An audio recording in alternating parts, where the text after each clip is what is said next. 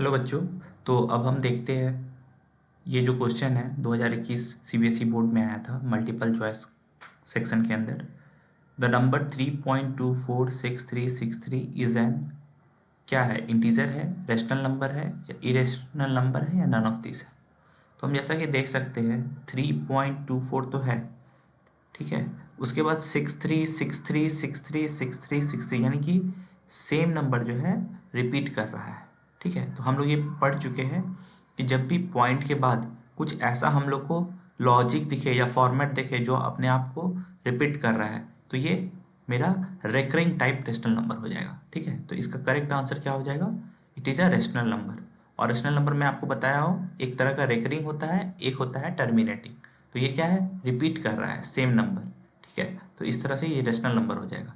अगर यहाँ पे डिफरेंट नंबर आता है जैसे 3.24, फिर 6 के बाद अगर कोई दूसरा पैटर्न रहता 36 या यहाँ पे रहता 72 या 3 के बाद फिर रहता 52, तो ये डिफरेंट टाइप से रहता, तब जाकर के ये हो जाता मेरा इरेशनल नंबर। तो है ना, आप एनालाइज करें अच्छे से, ठीक है, नंबर को, और फिगर आउट करें कि कोई पैटर्न इसमें बन रहा है कि नहीं बन रहा है। तो हमने एनालाइज किया इस नंबर को और देखा कि हाँ पैटर्न यहाँ पे बन रहा है। ये 636363 जो है ना, बार बार रिपीट कर रहा है अपने आप को, ठीक है। तो ये रिपीट कर रहा है, रिकरिंग हो रहा है, बार बार रिओकर हो रहा है, तो इसलिए ये मेरा रेशनल नंबर हो गया, जो कि टाइप हो गया मेरा रेकरिंग टाइप रेशनल नंबर।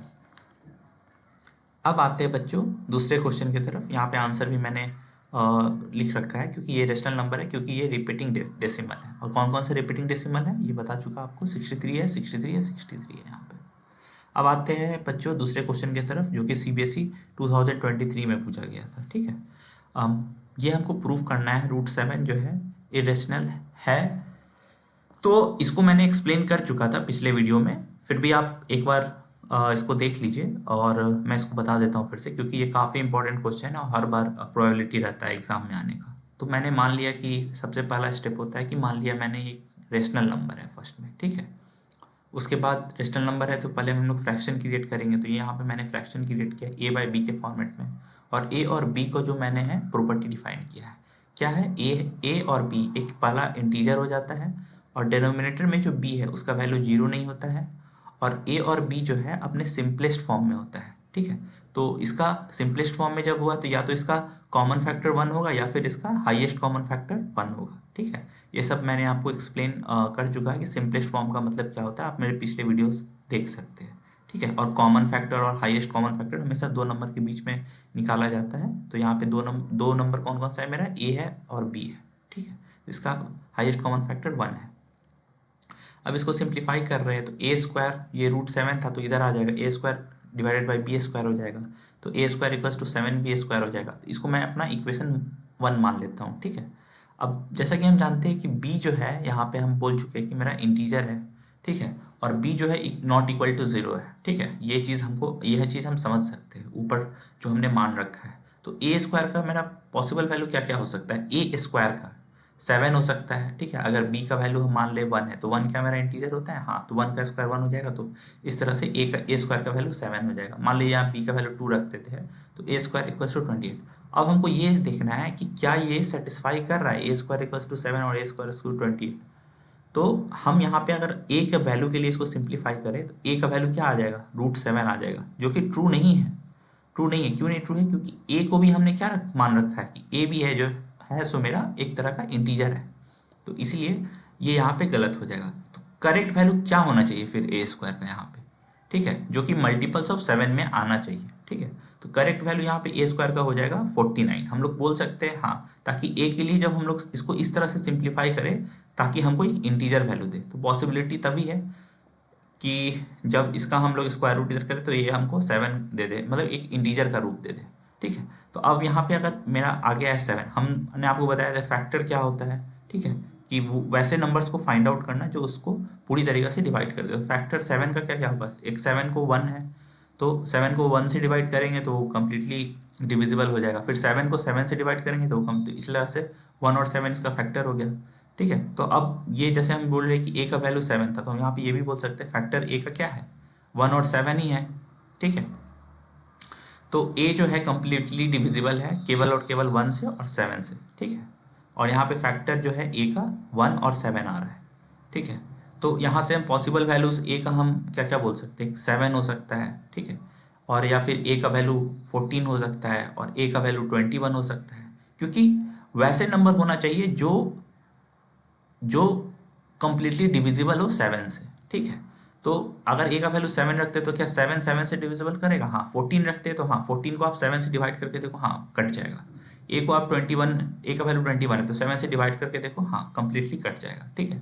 तो हम ये मान रहे कि ये मल्टीपल ऑफ 7 के फॉर्म में अगर कोई नंबर रहता है तो वो 7 से कम्प्लीटली डिविजिबल है, क्योंकि ए का फैक्टर क्या है 7 है, तो इसलिए हम ए इक्वल्स टू 7m लिख दिए, ठीक है। यहाँ पे m क्या है, मेरा एक तरह का इंटीजर है, ये मल्टीपल हो गया। इंटीजर मतलब 1 2 3 4 5 6 इस तरह का वैल्यू यहाँ पे हम कंसिडर कर सकते हैं, ठीक है। तो अब इसको अगर हम मान ले कि ए का वैल्यू 7m है और इसको हम फिर क्या करें, इक्वेशन 2 में रख रहे हैं, ठीक है। तो इसको हम इक्वेशन 2 मान लिए और इक्वेशन 2 को इक्वेशन 1 में रख रहे हैं। यहाँ पे मेरा इक्वेशन 1 है, ठीक है। तो यहाँ पे हम 7 रखेंगे तो क्या हो जाएगा, 49m² हो जाएगा। अब इसको सॉल्व करते हैं, 49m² इक्वल्स टू 7b², ठीक है। इसको सिंप्लीफाई करते हैं, इसको 7 से 7 कट गया तो 7m² इक्वल्स टू क्या हो गया, b² हो गया। अब यहाँ पे क्या है कि since m is an integer, m को हम लोग इंटीजर मान के रखे हुए, तो पॉसिबल वैल्यू b² का क्या होगा, वही होगा 7 हो सकता है, ठीक है। अगर यहाँ पे हम 1 रख दे तो यहाँ पे 7 आएगा, b² का वैल्यू, b² का वैल्यू अगर यहाँ 2 रख दे तो 28 आएगा, ठीक है। तो वैल्यू ऑफ b क्या क्या हो सकता है, √7, लेकिन b क्या है, b को हम लोग ऑलरेडी बता चुके कि ये एक तरह का इंटीजर है, ठीक है। तो ये √7 पॉसिबल ही नहीं है कि b का वैल्यू आ सके, ठीक है। तो करेक्ट वैल्यू हम क्या क्या बोल सकते हैं, b² का यहाँ पे 49 होगा, ताकि b के लिए जब हम लोग सिंप्लीफाई करें तो हमको एक इंटीजर वैल्यू मिले, ठीक है। तो b का वैल्यू यहाँ पे मान लीजिए कि 7 आ गया, ठीक है। तो फैक्टर ऑफ 7 मतलब अब 7 का हम फैक्टर निकालते तो 1 और 7 है, तो सो इस तरह से b का फैक्टर हमको क्या क्या मिला, 1 और 7 मिला।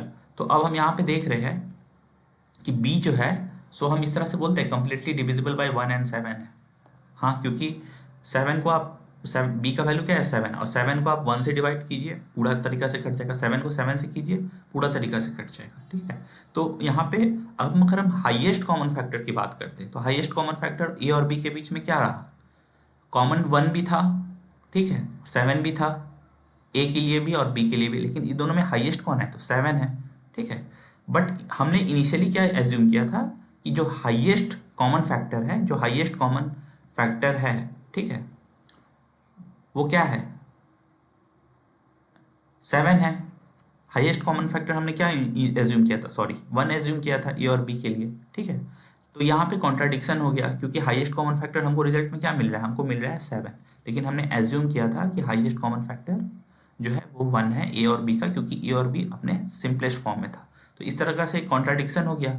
तो ए बाई बी इक्वल्स टू जो √7 करके हम लोग प्रोसेस को रेशनल नंबर मान करके, √7 को रेशनल मान के जो हम लोग स्टार्ट किए थे वो 21 के बराबर नहीं हुआ, इस तरह से हम बोल सकते हैं √7 मेरा क्या है, इरेशनल है।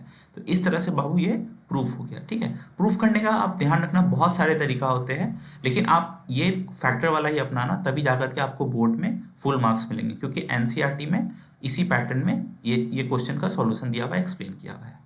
Thank you very much. अगर आपको कोई डाउट्स हो तो प्लीज़ आप कमेंट सेक्शन में रिप्लाई करना। Thank you very much.